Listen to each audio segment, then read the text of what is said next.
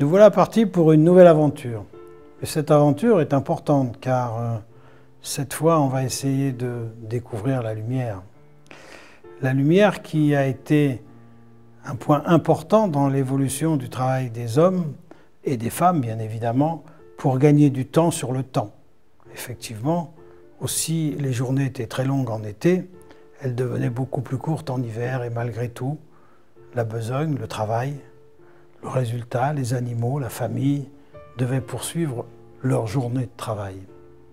Alors, eh bien, depuis les temps immémoriaux, nous avons commencé par la petite lampe à huile que l'on voit un peu partout, dans toutes les fouilles, dans toutes les endroits où les Romains ont laissé des traces et des objets.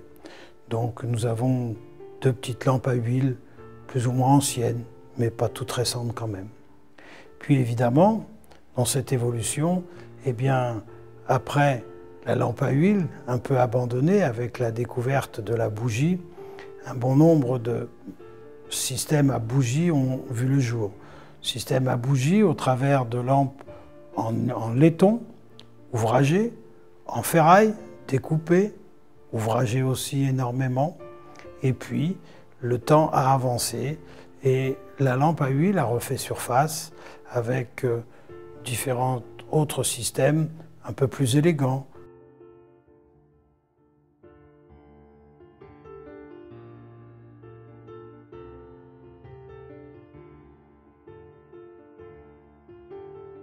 Comme ces deux lampes sur pied, une en étain, l'autre en bois, décorée d'étain, avec des inclusions un peu partout, bien décorées. Et bien évidemment, eh bien, il y a tout cet inventaire exhaustif de toutes ces lampes que l'on a pu trouver, aussi bien pour le travail, pour la lumière, pour aller visiter sa cave avec les petits rats de cave, ces petits passe-couloirs avec ces lampes à poignée pour aller d'une pièce à l'autre, ces petites lampes faites devant les petits sanctuaires, cette petite lampe avec une toute petite bougie montée sur un décor de bois élégant, très bien travaillé, des feuillages comme piétement. Et tout ceci, eh bien, on a vu aussi apparaître la lampe du berger, qui devait éclairer beaucoup, mais qui devait aussi lui permettre non seulement de se guider, mais de laisser son existant en haut de son petit buron dans la montagne. Puis les lampes un peu plus industrielles qu'ont utilisé la SNCF, avec des fois un verre blanc, des fois un verre rouge, ou bien deux phases de verre blanc. Voilà. Tout ceci nous a donné l'avancée de l'éclairage. Mais l'avancée de l'éclairage, c'est aussi un point important du développement technologique avec l'expérience que nous a donnée le Douli. Le Douli, lampe de dentelière par excellence, qui a su utiliser l'effet de loupe au travers d'un réservoir d'eau pour éclairer et cibler le point d'ouvrage sur lequel on voulait faire élaborer son travail.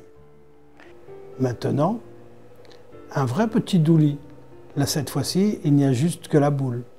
Et comme la boule, c'est dangereux, c'est fragile, eh bien, on lui a fait un très beau support de Douli. Ce support de Douli est en bois, de très belle qualité, réglable en hauteur, évidemment, pour pouvoir s'ajuster sur le faisceau lumineux, avec cette goutte d'eau travaillée dans ce support en bois. Et maintenant, nous avons changé de région, car effectivement, nous sommes toujours dans les doulis, mais ce douli d'une forme bien particulière, cette forme en goutte d'eau inversée, ou presque un cœur, dans le bon sens, eh bien celui-ci est un douli vendéen, qui nous change un peu de région sur un support bois, qui le stabilise à la verticale, mais pour les mêmes applications auprès de nos dentelières. Bien évidemment, cette lampe de guerre d'officier, qui était équipée de deux systèmes d'éclairage, celui de la lampe à huile, mais aussi en cas de panne d'une petite bougie.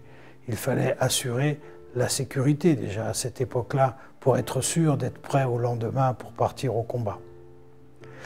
Et puis le temps a fait que la bougie, la lampe à huile, eh bien, a été remplacée ensuite par les lampes à pétrole, beaucoup plus odorantes, beaucoup plus fumigènes, mais malgré tout il en existe. Et il y en a un modèle ici avec son petit chapeau sur la tête. Voilà, en quelques mots, un ensemble énorme sur l'éclairage qui doit nous permettre très rapidement de faire son choix, de prendre conscience. Et puis peut-être que cette dernière lampe à huile sur pied douche surmontée d'un cône merveilleux doit nous laisser un petit souci de l'esthétique de ce qu'est devenu l'éclairage aujourd'hui, maintenant que nous sommes non même plus halogènes, je crois qu'on ne sait même plus où on en est tellement ça va vite.